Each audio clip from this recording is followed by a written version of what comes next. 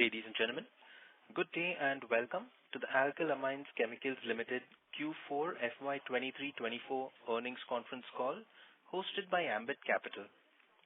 As a reminder, all participant lines will be in the listen-only mode. There will be an opportunity for you to ask questions after the presentation concludes. Should you need assistance during this conference, please signal an operator by pressing star and then 0 on your touchtone phone. Please note that this conference is being recorded. I now hand the conference over to Mr. Jaiveer Shekhawat from Ambit Capital. Thank you, and over to you, sir. Thank you, Darwin. Good afternoon, everyone. On behalf of Ambit Capital, I welcome you all to Alkyl Amines 4Q FY24 and FY24 earnings conference call.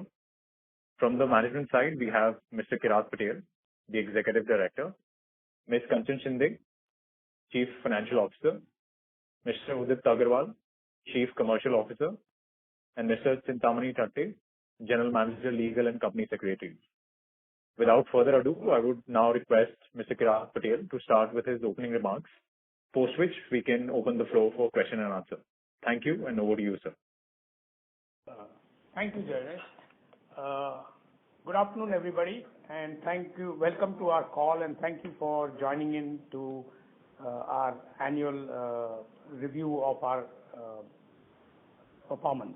So let me begin by giving a few opening remarks about the year that has just gone by, and then we will open the conference for questions. So the year has been a little mixed for us, a bit disappointing in the sense that we were expecting it to be much better.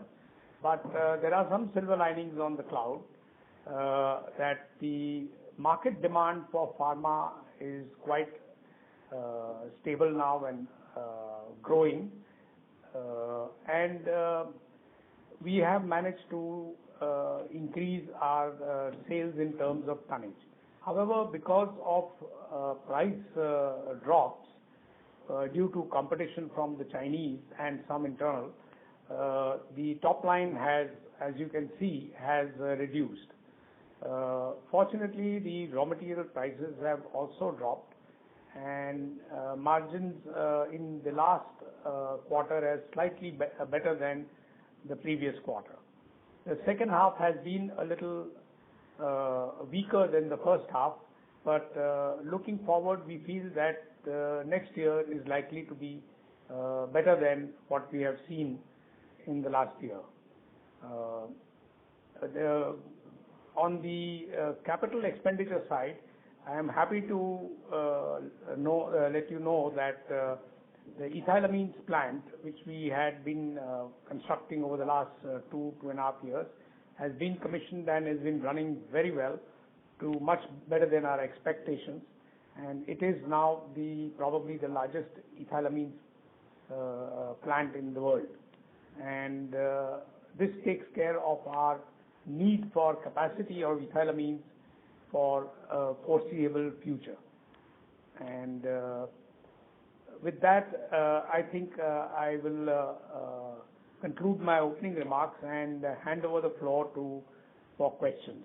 Please go ahead and ask whatever you may need to ask. Thank you. Thank you. We will now begin the question and answer session. Anyone who wishes to ask a question may press star and 1 on your touchtone telephone. If you wish to withdraw yourself from the question queue, you may press star and 2. Participants are requested to please use handsets while asking a question. Ladies and gentlemen, we will wait for a moment while the question queue assembles.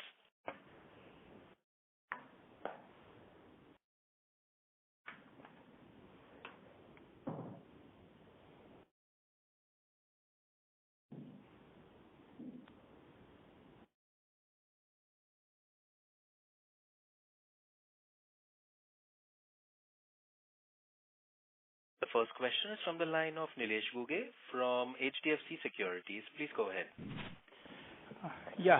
Good afternoon, Kirat sir. Good afternoon. Am I audible? Yes. Right. Yeah. So, sir, my first question is on capex. As you mentioned that you commissioned these ethylamine plants during this fiscal. So, can you just tell us how much total capex we incurred in FY24, and then it is. Can you give us the project-wise breakup for that? Okay. So the ethylamines project, which was the largest project which we had, finally was capitalized at about 375 crores. It is 120 tons per day. However, since we had spent a lot of the money in the previous 2 years, this year our total capital expenditure is about 120 crores. In that 120 crores is also some expenditure for routine maintenance capex and solar plant to supply electricity to our Dahej facility. So this year's FY24, the capex was about 120 crores. 120 crore, okay. And but the capitalization was more because the ethylamines plant was a very large plant. Yes.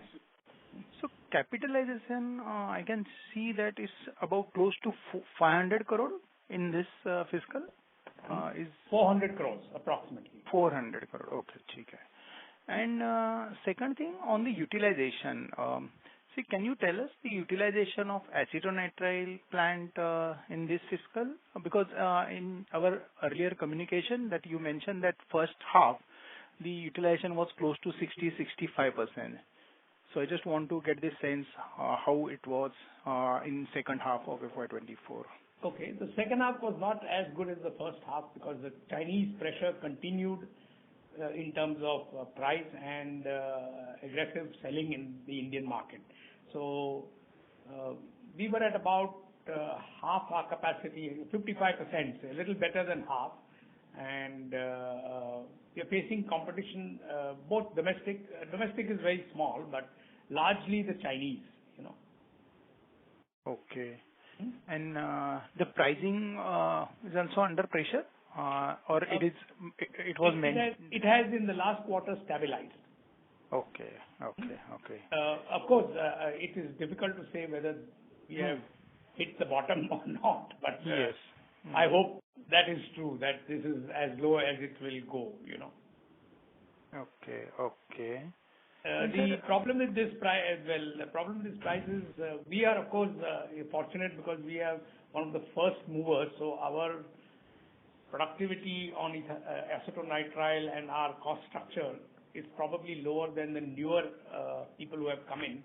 And this would be a bit difficult price for the newer entrants. So that's why I think we don't see too much activity from our domestic competition and mostly from the Chinese. Okay. And sir, just on the ethyl amine side, so you recently commissioned this plant, and you mentioned that plant utilization is going. I mean, it's sufficient. Utilization is ramp up.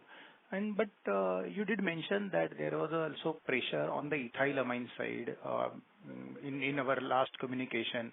So how are the prices on that side, and what was the utilization of your ethyl amine plant, including new capacity? Okay, so this is a bit mixed because we were using the old plant till about October, November, and the new plant also overlapped with it. So the old plant was obviously, the first half was almost fully utilized. The second half, it's been largely the new plant, and that utilization is maybe at about 60% of this thing, which is of course more than the old plant could deliver, but still we have headroom in the new plant. Okay. So, but as far as pricing is concerned, yes, it has improved on both the selling side as well as the raw material side. The ethyl alcohol has softened compared to what it was, say, 6 months, 1 year ago. Okay, thanks, sir. Thanks. Yeah. Thank you. The next question is from the line of Nirav Yamudia from Anvil Research. Please go ahead. Yes, sir. Good afternoon, and thanks for the opportunity. So I have 2-3 questions. So one is on the volume growth for FY24. So I think in the first half we were at around 14-15% volume growth. So if you can just let us know what was the volume growth for FY24? Yeah. So the total volume growth for the whole year is under 10%. The second half was much, it was disappointing, largely under pressure from acetonitrile, as I said earlier to Nilesh, and also monoisopropyl, also we are facing Chinese competition. However, we have been able to compensate that with a few of the other downstream products of methylamine. So on balance, we have a little less than 10% growth. Less than 10%. We were disappointed in that because we were expecting it to be more than 10%, given that the first half was so strong. Correct. So in absolute amount, the volumes could be closer to 1 lakh tons for FY24? Nearly there. It's just short of that. Correct. Sir, if you can just walk us through the demand outlook for methylamines, like at what levels of capacity we are at currently, are we planning any expansions there also? And along with it, if you can just let us know the demand drivers for methylamines, particularly in context of the derivatives. You're talking about methyl, right? Methylamines. Methyl. Okay. I'll just hand it over to Udit, my colleague, who is the Chief Commercial Officer, who can give you a background on the methyl. So thank you for the question. As you know, that the methylamines and methylamines derivatives have different application areas, and the growth rates are different for those. For example, one of the derivatives, which is largely dependent on the personal care related products, that is a different dynamics versus the other derivative, which is largely on the pharma anti-diabetic segment, and that is a different growth trajectory. So it's a different things at both the derivatives end. The base methylamines are growing at their normal historical growth rate of low single digits. I would say primarily because these products find application in the agrochemical industry, and agrochemical industry, as we all know, is the kind of pain which it had in the recent past. Yeah. So this is where we are at this moment, but I would say that the derivatives are growing a little faster than the base methylamines. Got it. So, sir, here you mentioned about the pharma, predominantly you are talking about DMA HCl. So, if you can let us know, like, how is the market size both for the base methylamines as well as the derivatives of methylamines, and how much of the methylamines which are currently using captively for our derivatives, and how much we are probably selling in the market at this point of time? We are using about 30% of our methylamines captively, and about 60% is sold. Sorry, sir, if you can just repeat, I lost in between, sir. Yeah, so it's 30% of our production is self-consumed in methylamines. Yeah. And about 60% is sold merchant. Okay. And the old ethylamine plant which we were having, so any plan of converting into methylamines, or that would be kept separately as a ethylamine plant only? No, we are having plans to convert it into methylamine. So the engineering has just started. So it would take a little time to convert it, but we are preparing for 2 years down the line when the demand has grown to a level where we will need it. As you know, we already have Patalganga as a standby to Dahej.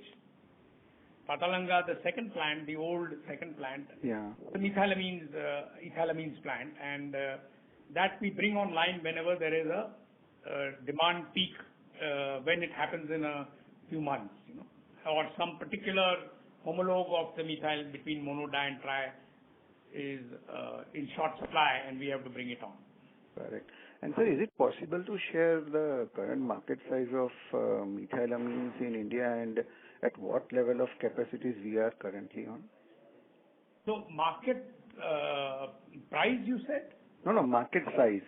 So market size of methylamines in India, and at what level of capacities we are at currently? Market size would be about 70,000 tons, I think, or 75,000 tons of production, because both Balaji, us, and RCF all self-consume some of their production. Correct. So maybe about 75,000. We are at about almost 85% capacity utilization of the Dahej plant, which, as you know, is about 45,000 tons a year. Correct. And the standby plant, what you mentioned, would have a capacity of how much whenever we would... Patalganga? Yeah, Patalganga, sir. That's about, the old plant is about 15,000 tons. Got it, sir. But it is also used for ethylamines as a standby, you know. Correct. Got it. Sir, next question is on the contribution margin. So let's say if we exclude acetonitrile, which had a good year in FY21 and because of which our profitability was better, let's say if we compare FY21 and now FY24, for rest of the products, X of acetonitrile, let's say the methyl and ethylamines chain along with the derivatives, has the contribution margins per kg had an impact in between these years, or they were well taken care of through the price increases or the introduction of new products in that methyl and ethyl chains, because of which those margins were protected? If you just can help us understand that would be helpful. Okay, so if you ignore the volatility in the acetonitrile business and other business, between the products there has been a little bit of up and down in the margins. The methyl chain has done well. The margins have done well. Okay. The ethyl went through a little bit of a rough time 1 year ago and has stabilized and improved now, and we hope to get back to the old levels of margins in the ethylamine chains.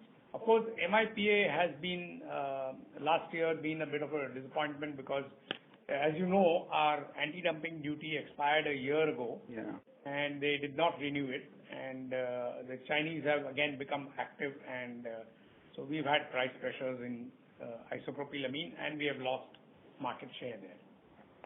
Correct. So, sir, safe to conclude that probably as compared to FY21, methylamine margins in per kg basis would have improved.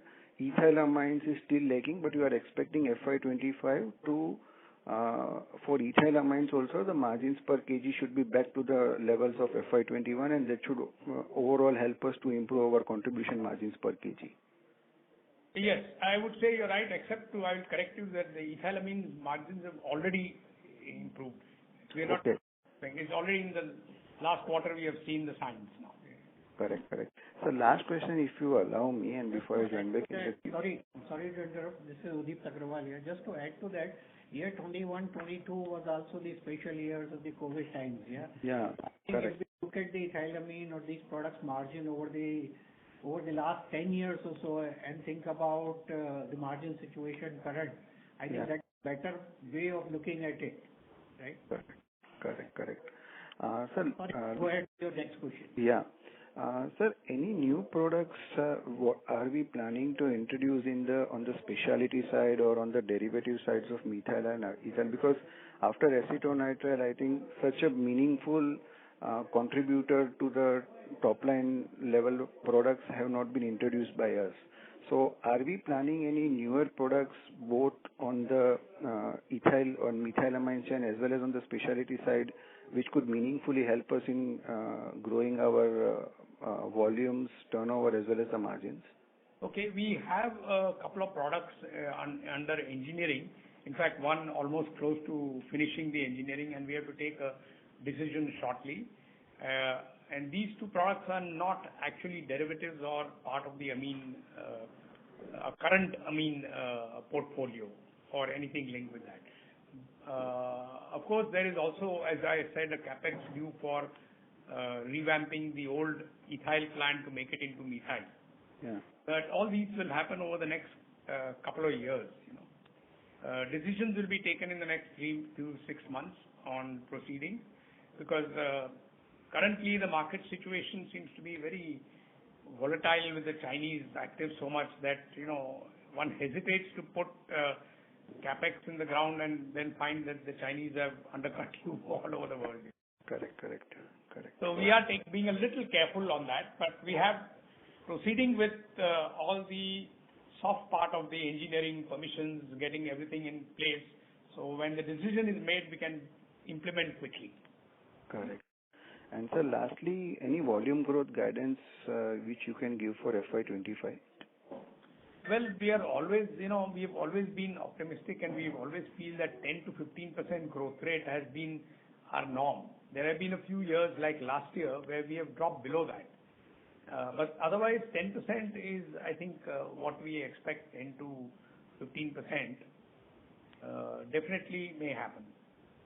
Some part of it may be because we are still to ramp up the diethyl ketone DEK properties. We have not been able to actually exploit that product fully, but we hope that next year will be better for us, and that will contribute to some extent to the 1 or 2% of that growth rate will be just diethyl ketone from a very low base adding to volume. What was the utilization rate in FY24 for DEK, sir? Oh, very poor. I think it was maybe 20%, 30%. So roughly 1,000 tons. Yeah, less than that, I think. Got it, sir. Thank you so much, sir. Wish you all the best, and I join back in the queue. Thank you. Thank you. The next question is from the line of Jaiveer Shekhawat from Ambit Capital. Please go ahead. Sure. Thanks for taking my question. Kirat, the first question is on the anti-dumping duty investigation that has been going on acetonitrile. So basically, the evidence that you've provided to the department, one, what has been the extent of dumping or the injury that has been suffered by you because of the dumping? And second, if the order is passed favorably, what kind of volume or margin benefit do you expect? Hello, Kanchan here.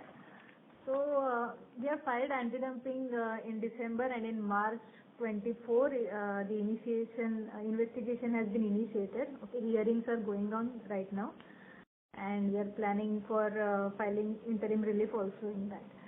Okay, and but it will take time. Maybe in Q4 of 24-25, we expect that to come if it is favorable on our side. Extent of injury. Injury is in the range of 15 to 20%. Sure. And so if I were to compare your FY24 revenues with pre-COVID, say FY20 revenues, your revenues have increased by roughly 50%, whereas your EBITDA is largely flat. So one, if you could help us understand this 50% growth in revenues, how do you break that into volume growth and realization growth? And secondly, if your realization were to remain wherever they are as of now, when do you think you can reach back to the 25% EBITDA margin level that you had also guided earlier in the calls? Okay. So, last year our average selling price dropped by almost 20%. Though there was a volume increase, our top line dropped by about 14% and the average pricing dropped by about 20%. So, given that the margins obviously have come down per kg, looking forward to it, I don't think the margins will ever go back to the 2021 levels because those were exceptional years. But our average before that, so we expect that the next year we will get back to the average margins and will make up to the level which we were the year before by sheer volume increase. We are growing in terms of volume, and that is adding to the bottom line. Sure. Because, so if I see pre-COVID, I think prior to FY20, possibly you're doing 18, 19 EBITDA margins, which possibly you might be in a position to do in a couple of quarters. Was FY20 also impacted because of COVID by any chance? Because we still had a March lockdown that happened. Or was it still a normal level of margin that you would expect going forward? FY20? Yeah, that was around 25, 26% EBITDA margin. Do you see that as a normal level of margin, or was there aberration in that? So that is on the higher side, 25%. Sure. The 20 to 22% is what has been our norm. Sure. And 18 has been low. We have even gone down as much as 14 at one point, I think. But I would say that 20% EBITDA margin is what we hope to achieve between 20 and 22. Sure. So next question is in terms of realizations. So analyzing your data as well as that of your competitor, we find that after like many quarters of sequential decline in realization, we have seen some increase on a sequential or a quarter-quarter basis. So one, what has led to that? And secondly, would you call that as an aberration, or do you believe that realization can increase from here on? I hope it is not an aberration. The main reason why the slide in the top line has dropped is because the prices have stabilized. Volumes have been growing little by little. So because the prices have stabilized, the Q3 and Q4 numbers are looking on the top line a little better than Q3. And I hope going forward this trend continues. But I think we have seen the bottom of the prices, and on both, on the finished goods and on the raw material side. Maybe raw material side still there is a little bit of softening could happen in a, say, acetic acid or ethyl alcohol, but I think they are near the bottom. So I think these margins are what you could predict would happen next year. And so what gives you the insight or the foresight to possibly comment that it could be the bottom? And secondly, has there been a change in the industry dynamics over the last couple of months or quarters which has led to this improvement in realization? And what has really led to the improvement? Well, I think the improvement is only that it has not improved, it has stabilized. That means if the price was, say, 150, and it had dropped from 200 to 150, it stopped dropping and remained at 150, while volumes kept creeping up. So it's stuck at about that levels of prices have remained stable for some time. So that gives us hope that perhaps we've reached a stable point equivalent in the industry based on what the Chinese are doing, because the Chinese were the ones who upset the whole apple cart. And they seem to be now at this price over the last few months, Sure. And if they, of course, back out, then prices will go up. But if they again become more aggressive, then it's a separate story. Sure. It's a little worry that the yuan is weakening. Mm-hmm. So last question to Kanchan, possibly.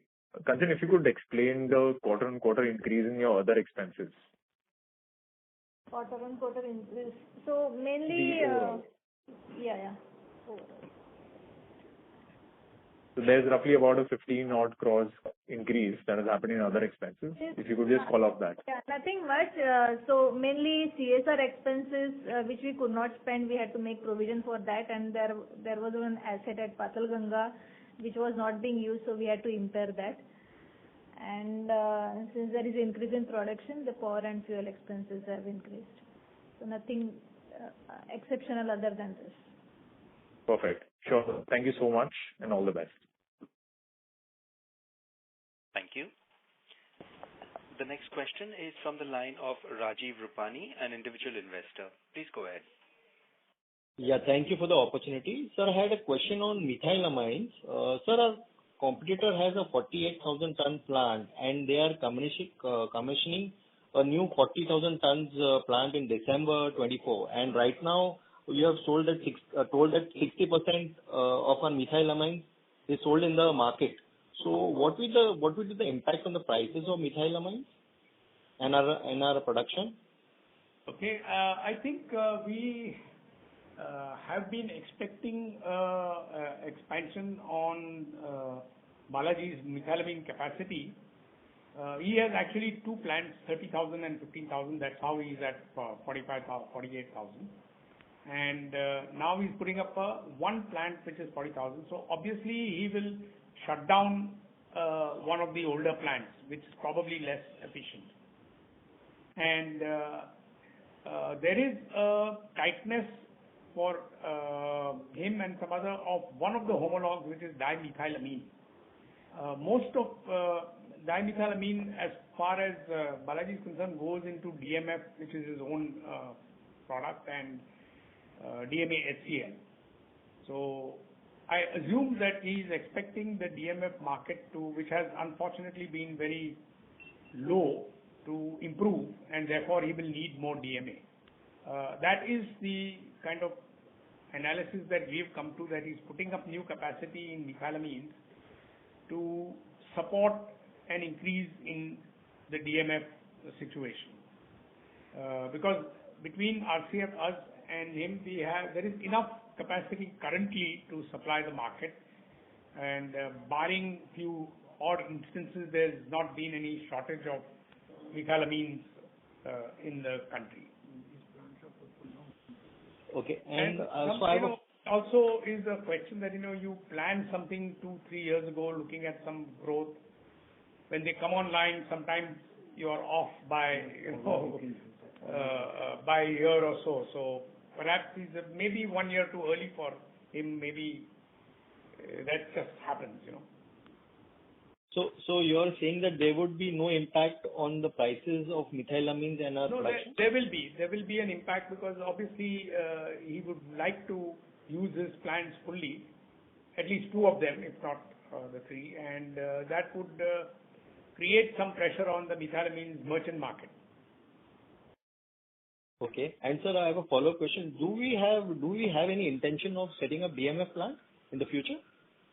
We are always looking at, we have the technology, but we don't find it at the current pricing very exciting, So and that's the reason I think why for the last year or two, both RCF and Balaji have been struggling with their DMF capacities.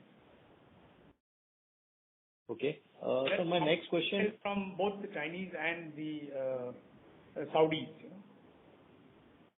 Okay, sir. My next question was on ethylamine. So in the Concall, you have said that prices have improved for ethylamine, and we are operating at 60% capacity utilization in the second half.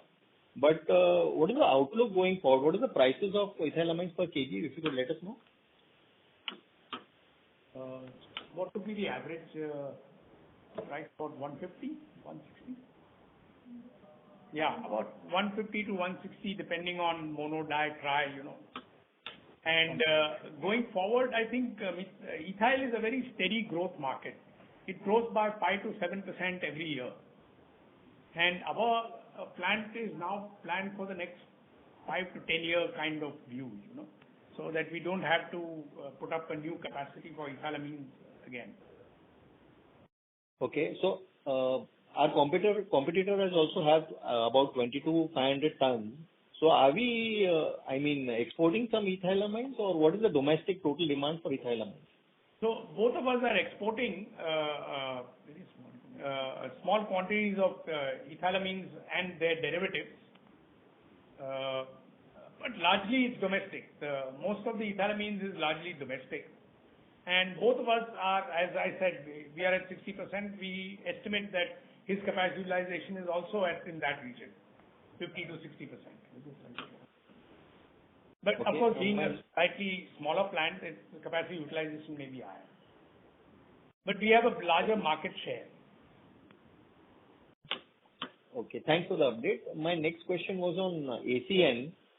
Sir, we have been facing this pressure from the Chinese people since last 6-7 months, and we have filed for the anti-dumping duty. So when do you think this Chinese competition tapers off, and what if the anti-dumping duty does not come in our favor? No, look, when will the Chinese taper off? Nobody can say. I don't think anybody has a view on that. It's not just acetonitrile, it's across the board. They have too much capacity in most of their chemical industry. And in fact, we recently saw an announcement by one of their companies for a huge methylamines plant. Considering they already had a methylamines plant, that company, which was operating at 60%. So I've not understood the logic, and that company is making losses. So it's a very strange creature. So it's very difficult to predict when it will taper off. But we have noticed, if you go historically, at some point in time, maybe they last for a year and a half, and then they kind of ease off. So we have to survive and hold our heads above the water till then. And we are still making money in acetonitrile, not as much as we would like to, or we were making, but we are more than breaking even. So if the situation doesn't worsen, we will continue to attempt to grow our market share because the Indian market is growing. So that's the good news, And we will continue to hold on to our market share and grow with it. Yes, if we get the anti-dumping duty, which may take, I don't know, about a year maybe from now, unless of course we get some interim kind of a relief, then the chances of our market share improving is much more. Okay, and what are the current prices of ACN currently? Acetonitrile? Yes, sir. About 150 or so. Okay, and my larger people 145, for the smaller people 160, that kind, Okay, and what would be our capacity utilization this year? About 55%, 55 to 60%. Thank you. And I'm my talking last about FY23-24. Going ahead, what will be the Going capacity? ahead, we are hoping to improve it to 60 to 65%, because market is growing. So I'm assuming the same market share between Chinese and us, because anti-dumping duty, even if it comes, is not going to impact the next year unless we are very lucky. Got it. Thanks for the update. And my next question was on the raw material side. What is the current prices of ammonia, acetic acid and methanol? Could you please guide us? Hi, this is Udip Agrawal. Ammonia has been, as you know, is primarily driven by the fertilizer industry and what happens there. Currently, ammonia is about, depending on the location, in the range of 50 to 52 rupees per kg. Acetic acid has been fluctuating up and down, and it is a little shy of 40 at this moment. And methanol? Methanol or ethanol? Yes, sir. Methanol. Methanol is sub 30 these days. Just below 30. Thanks. And my last question, sir. Last con call you had talked about 2 derivatives of DEK. So could you please give an update on that? No derivative of DEK. No, DEK is the final product. DEK is the final product. We do not. You had talked about some 2 derivatives in last con calls.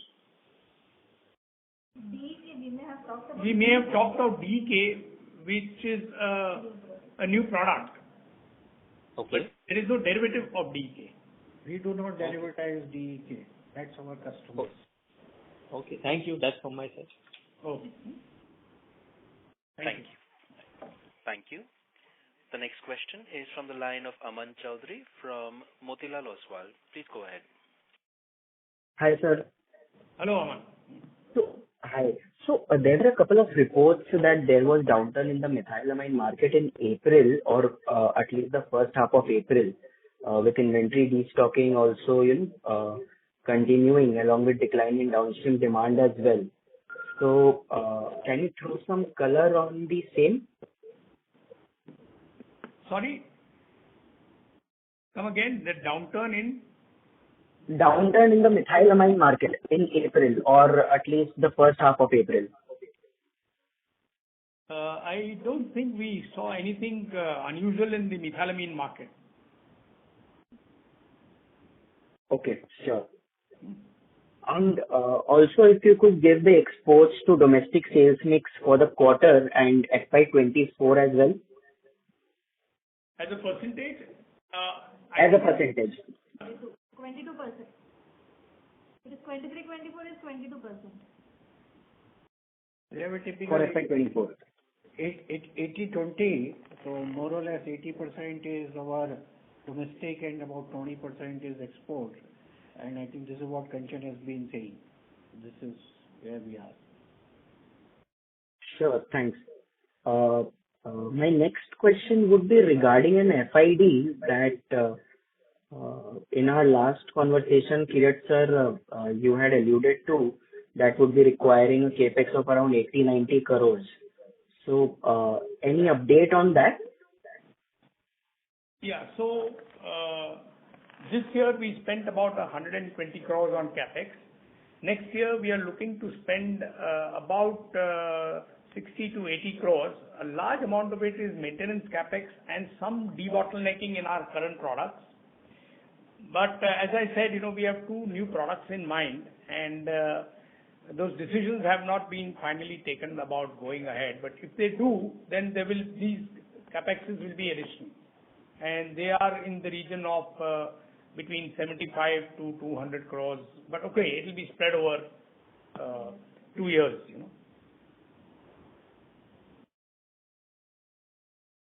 Hello. Sure. And yeah, sure. And in the very beginning of the Concall, you had alluded to the market demand for pharma being stable now. Can you throw some color on the agrochemical side? Agrochemical has been a little bit mixed depending on which kind of market do you look at. Okay.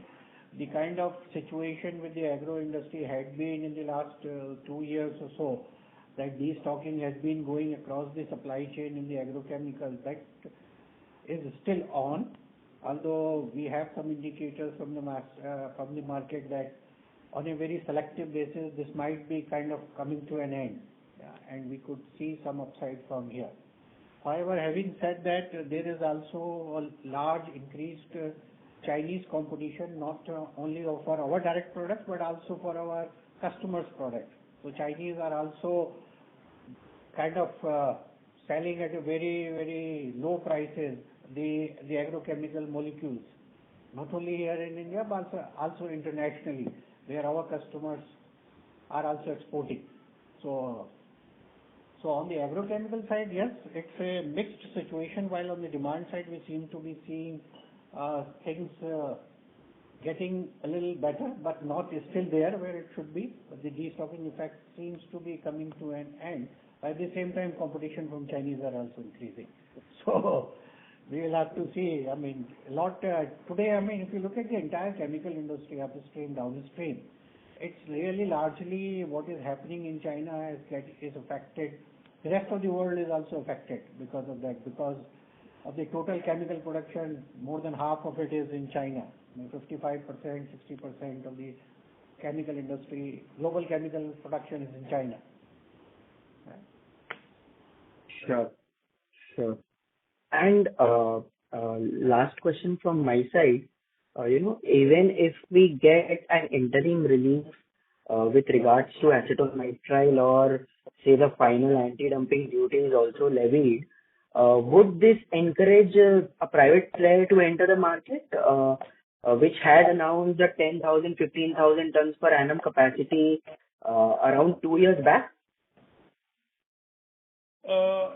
Yeah, I think there are a couple of people who are already in the market who are, in fact, our competitors are already there in the market, but they are at low production level because at these prices they are probably not profitable. So correct. There is always the chance that if the anti-dumping duty comes in and the prices go up, they will also try and grab some market share. We are just hopeful that because of our larger volumes and our efficiencies and our production cost advantage, we will be able to retain market share and increase it. Sure. Just small clarification last from my side. Any update on the additional Dahej land that we have been looking for? No, we haven't got any further progress on that. But given that we have enough land in both in Kurkumbh and Dahej for the new products which we are planning, there is no urgency. We have applied for it, but we haven't heard back. But we are not in a big hurry. There's no urgency in the matter. But okay, sometime in the next year or two, we will probably take action and move on that situation when these two projects are under implementation. Sure. Thanks. Thank you so much. Okay. Thank you. The next question is from the line of Nirav Jamudia from Anvil Research. Please go ahead. Yes, sir. Thanks for the opportunity again. Sir, you mentioned about the improvement in the margins of ethylamines, which has already started happening on. So, from when it started improving for us, so was Q4 numbers captured some portion of those margins, or the entire increase in the margins for ethylamines was captured in Q4, number one? And along with it, let's say on a scale of 100, the margins for ethylamines in terms of contribution per kg, how much it would have improved on for us? Well, there's no exact point in which the market turned around, but yes, towards the last 3-4 months, we have been seeing that the margins have improved. The ethyl alcohol has stabilized or in fact actually gone down from the peaks it was, and the selling prices have also improved marginally. I hope this keeps up. I don't know how, we cannot predict how the market will go tomorrow. We can see that we have the alcohol all the way up to half the year, September to October. We can see the visibility on the alcohol price, and which seems to be very positive. As far as the selling prices are concerned, yes, this quarter looks good, but one cannot predict the next quarter and the quarters after that. No, sir. What I was trying to understand from you is the margins on a per kg basis started improving from last 3-4 months. So let's say if it were 100 rupees a kg margin, how much it would have improved on? Oh, I see. Margins would have improved by about 20% on this thing. Very difficult to say. I mean, it's a rough idea would also help. I'm not asking for any exact numbers, but just to get some qualitative understanding about the improvement in the ethylamine margins, which started happening over last 3-4 months and which is currently sustaining. Yeah, ethylamine margins is difficult to say, that how much it has improved, because it's been up and down, So we'd have to take what is the bottom, what was the top, Got it. Was it the temporary bottom? So this is a very difficult question to answer off the cuff. Got it, sir. We'll have to look at it and say that this is the range in which it was earlier, and now it is this range. Yeah. I'll have to come back to you on this. It's not possible to answer. No worries. So on the cost side, you mentioned last time that we were in the process of putting up the solar plants. I think one of was getting commissioned in November, December of 23. So any update on the same? And yeah, the solar plant in Dahej got commissioned in January, and we have already started receiving the electricity from that plant. Okay. So totally now in the company we have about 8 megawatt or so, 8.5 megawatt capacity between Kurkum, Patalanga and Dahej. Got it. And let's say out of our total requirement of power, how much this would help us to use from this captive? Okay, so there are 3 sources for power for us. One is of course solar. Then there is a turbine which we use, back pressure turbines for our steam generation, and MSEB or GEB, or Gujarat Electricity Board. So I think on an average about 50% of the electricity which we use is from the grid, from the electricity boards. Okay. About 20 to 25% is from the turbines, and about 20 to 25% is from the solar panel. Okay, and the turbine would predominantly be using the coal? Yeah, it's the steam is from coal. All 3 sites is from coal. So any possibility of giving us quantitative numbers in terms of the saving in the power cost which could accrue to us because of commissioning of this 8.5 megawatt of solar power plant? No. 8.5 is the total amount which we have. Okay. What got commissioned just now in the last year in January was, I think, 3.5. Okay. And any numbers which you can help us out in terms of savings which have started accruing to us because of this 20% captive use through solar, which otherwise probably would have been buying through grid or through generation through turbines. Of all. Yeah, about my estimate would be this 8 megawatt would be giving you about 3 to 4 crores of savings in lieu of if we were buying from the grid, right? Okay. These are the incremental the savings. grid and we are buying our and generating our own, maybe about 3 to 4 crores savings every year. Okay. So last year our absolute power cost was like 216 crores, combining everything put together. That would have included fuel. Yeah, fuel. So what was the similar number for FY24? Can you? We'll have to just look it up, but it is lower because coal prices had dropped. Come down, yeah, correct. It would have been considerably lower because the coal prices had dropped.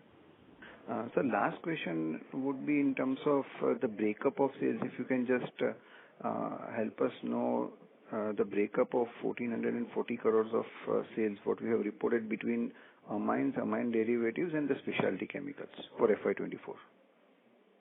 I think the percentage change has not been very significant. It's still, I think, in the region of 40 to 50% is main amines. About 25% is derivatives, and about 20 to 25% is specialties, which is the main one being acetonitrile. Got it, sir. Got it. Thank you so much, sir, and wish you all the best. Thank you. Thank you. As a reminder, ladies and gentlemen, you may press star and 1 to ask a question. We have the next question from the line of Dhruv from HDFC Asset Management. Please go ahead. Yes, sir. Thank you so much.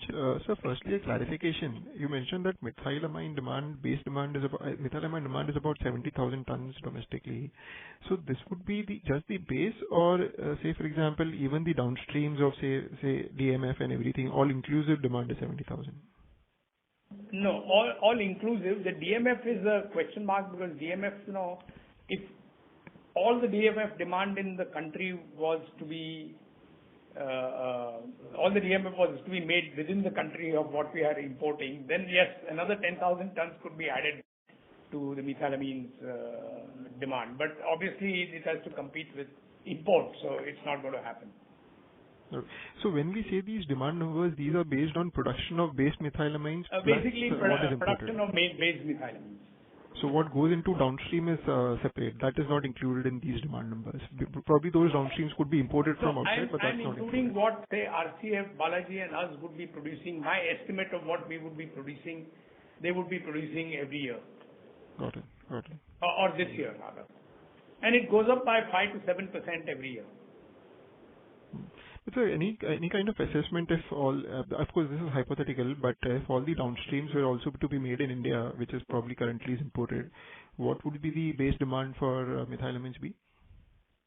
Sorry, what could be the? I mean, base demand for methylamines, say for example currency is about 70,000. Say for example DMF is currently, I'm not sure how much is imported. If that was also to be manufactured in India, and that would use base methylamines, so how much would that? Expect another 10,000 tons, so additional. All inclusive. Okay, got it. Sure, sir. So the second question is... in fact, both NMP and DMF and all, if you add up, it could be 80,000 tons to maybe 90,000 tons. Okay. So there is a potential in India if competition, but obviously competition doesn't go away. It's true. Reality. So 80 to 90,000 tons could be a kind of market size, you would say, potential market size. Got it.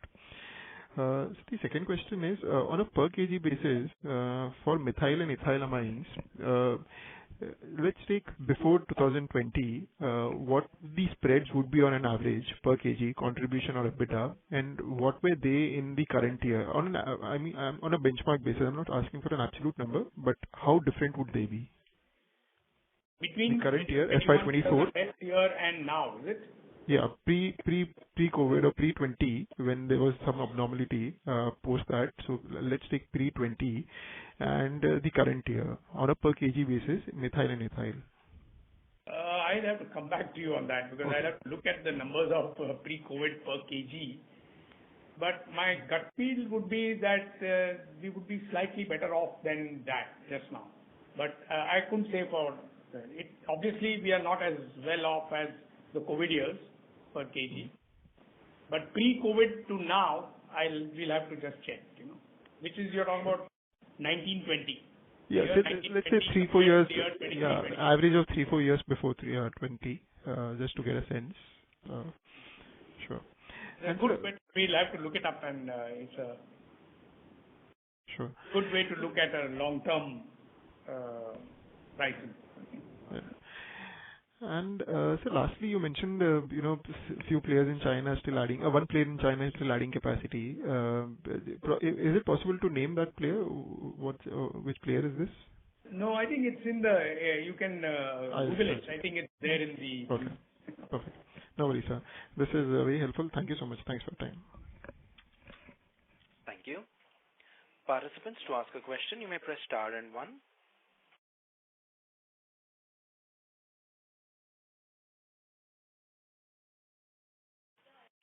Ladies and gentlemen, if you wish to ask a question, you may press star and 1 at this time.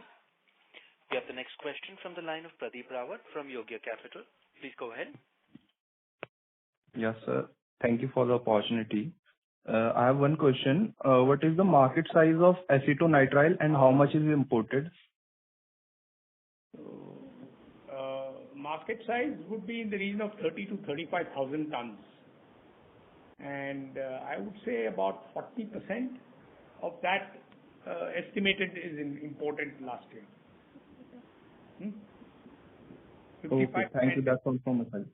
50 to 55% was imported. Okay. Thank you and all the best. Thank you. Thank you. As there are no further questions, I would now like to hand the conference over to Mr. Kirat Patel, Executive Director, for closing comments. Over to you, sir. Thank you, everybody, for listening in and spending this hour with us. I hope we have been able to answer most of your queries and look forward to your continued support in the future. As a few closing comments, I think we are looking forward to the next year with some degree of cautious optimism because I think the next year is likely to be better based on what we see happening in the last quarter. And the good part is that our customers are growing and the opportunity in India is large. So over a longish period, we will be here to stay and the company will grow from strength to strength. Thank you very much for listening in, and thank you, Ambit, and for hosting this conference. Thank you. On behalf of Ambit Capital, that concludes this conference. Thank you all for joining us. You may now disconnect your lines. Thank you.